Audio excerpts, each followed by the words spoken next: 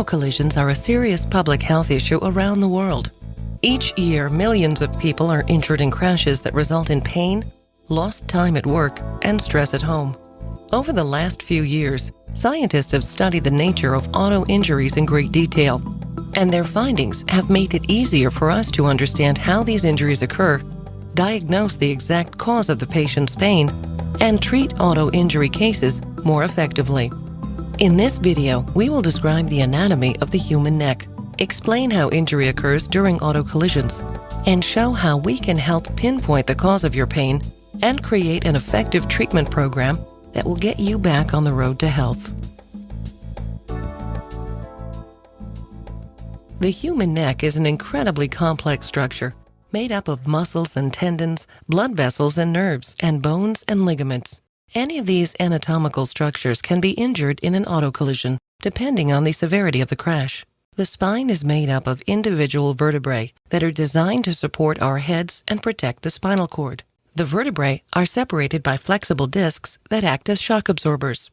Ligaments are thin, fibrous bands of tissue that hold bones together. In the spine, these ligaments act as straps to hold the vertebrae together and limit motion.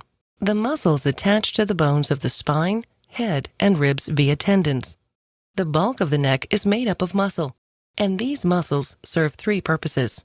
They stabilize the spine and allow us to keep our heads upright. They allow us to move our heads. They protect the network of nerves and blood vessels that travel to the head and arms. The human body is a vertical structure and can easily absorb the force of gravity in everyday activities. Because of its design, the spine can handle moderate amounts of compressive force. Movement from side to side, or from front to back, however, is a different story. Since the vertebrae of the neck allow a wide range of motion, they provide very little protection from horizontal motion. The muscles of the neck are there to keep our heads upright, so they are very poor at resisting rapid movement from the rear or side. So the only anatomical structures protecting the integrity of the spinal column from rear-end collisions are the ligaments that hold the vertebrae together. And it is in the ligaments of the spine where the most serious whiplash injuries occur. Let's look at the biomechanics of rear-end collisions to see why these injuries are unique. Studies on the biomechanics of rear-end collisions have been conducted since the 1950s. It was in those crash tests that researchers first discovered the basic motion of a rear-end collision. They found these basic phases of occupant motion. First, the occupant starts out in a normal position. Then, as the car is rapidly accelerated, the car seat pushes the occupant's body forward. The head remains stationary until the rapidly moving torso yanks the shoulders forward, causing the head to extend violently backwards. Next, after the head extends backwards, it begins to rebound forward.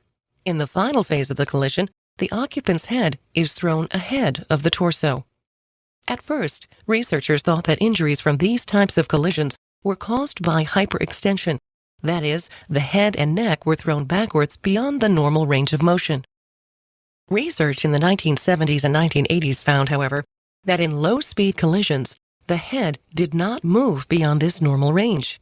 How then could injury occur in these patients without hyperextension? Researchers in Japan first discovered the answer to this question. They decided to analyze the motion of an occupant using video X-rays. They subjected the occupants to low-speed collisions and then carefully analyzed the motion of the cervical vertebrae. Their discovery has dramatically changed how we understand auto injuries. To understand how injuries can occur in a low-speed collision, we first need to understand normal spinal motion.